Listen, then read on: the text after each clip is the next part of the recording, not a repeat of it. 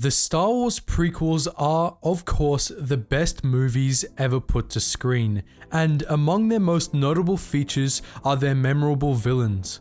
Darth Maul, Count Dooku, and General Grievous are all fan-favorite characters, and each was powerful in their own rights.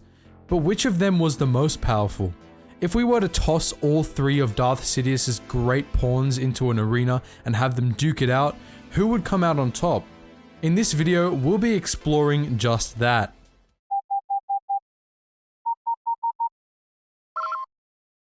Attention, Sergeant on deck!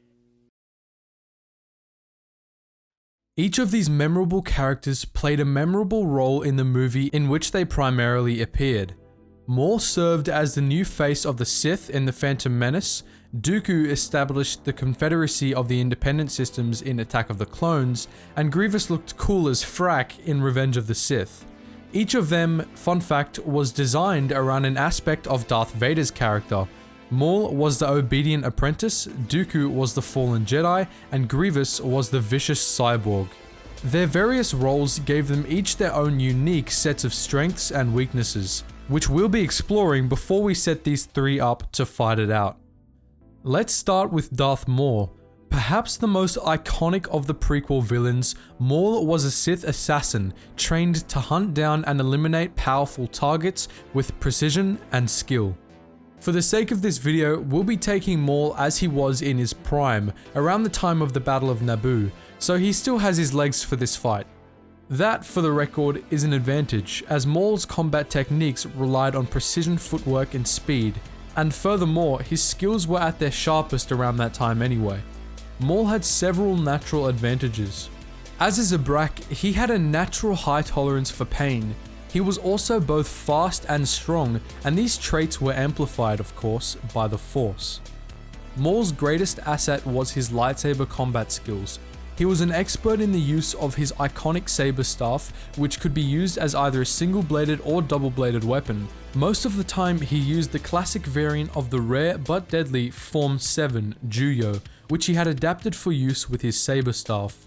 This form allowed him to channel his aggression into a precise, fast-moving, and often deadly combat form, which he often mixed with techniques taken from Iridonian martial arts styles.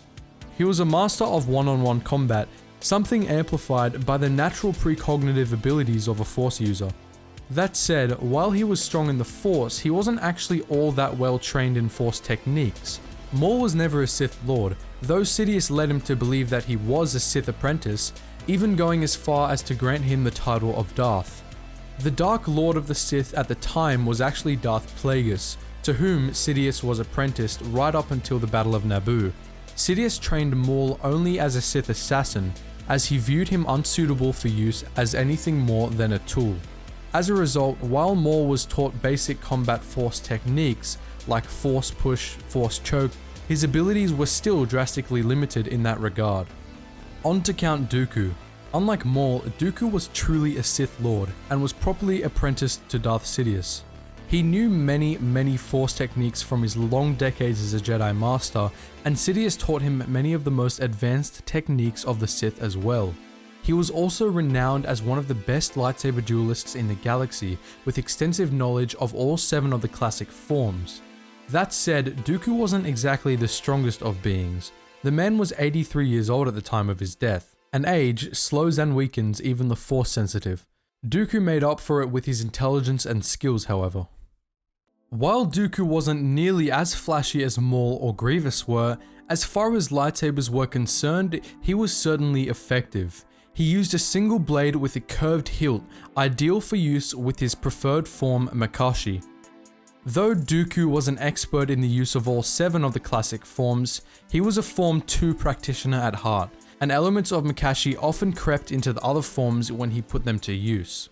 This made him an incredibly efficient and precise fighter, a true duelist. And though Form 2 left him vulnerable to strength-based attacks, it also allowed him to easily exploit the sloppy blade work that strength-focused fighters often employed. In terms of the Force, Dooku was very strong and had a wide knowledge of various techniques. If there was a Jedi technique that could be applied to combat, you could guarantee that Dooku knew it, and he knew a good many Sith techniques as well. He frequently used Force Lightning, one of the most potent dark-side techniques, and he had knowledge of alchemical techniques as well, though that likely wouldn't help him in this battle. Lastly, we have General Grievous. Grievous was a tank, an extremely powerful cyborg intended to be the perfect Jedi hunter.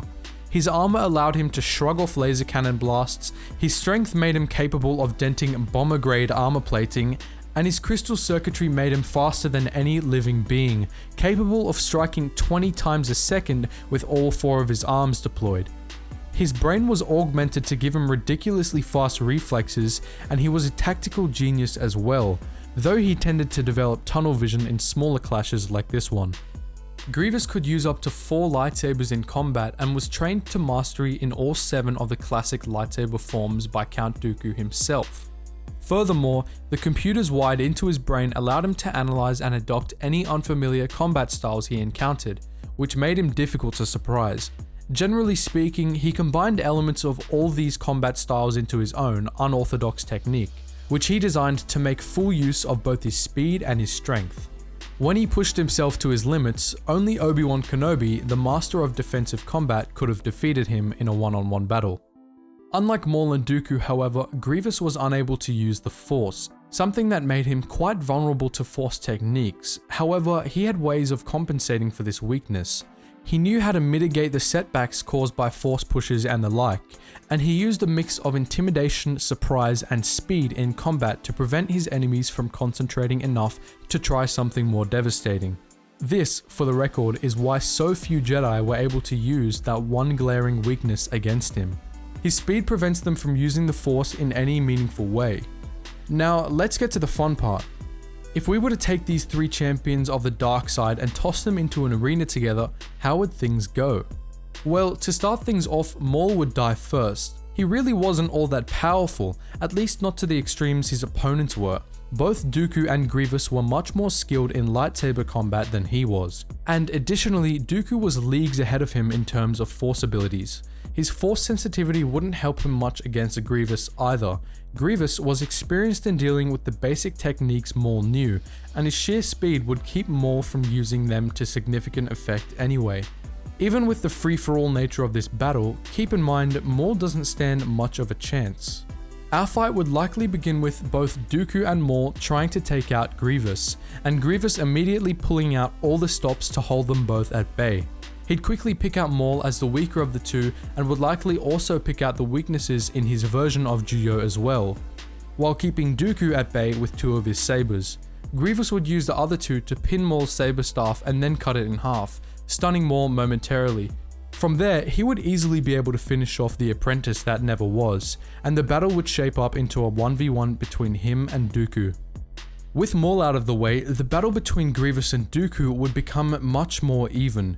Grievous would attempt to use his speed and strength to the fullest extent, having been trained by Dooku and knowing the weaknesses of his form.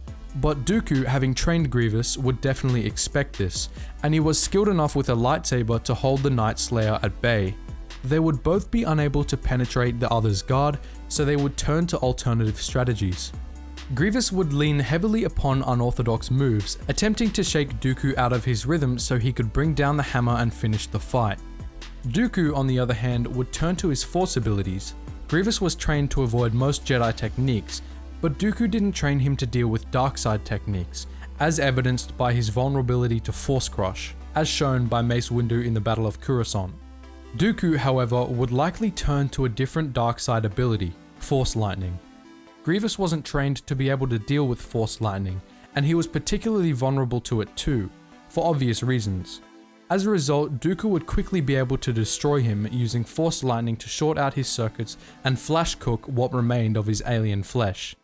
With Grievous dead, Count Dooku would emerge triumphant, winded likely, but otherwise unscathed.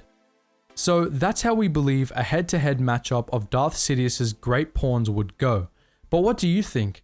Did your expectations match the outcome? Feel free to post your thoughts in the comments below.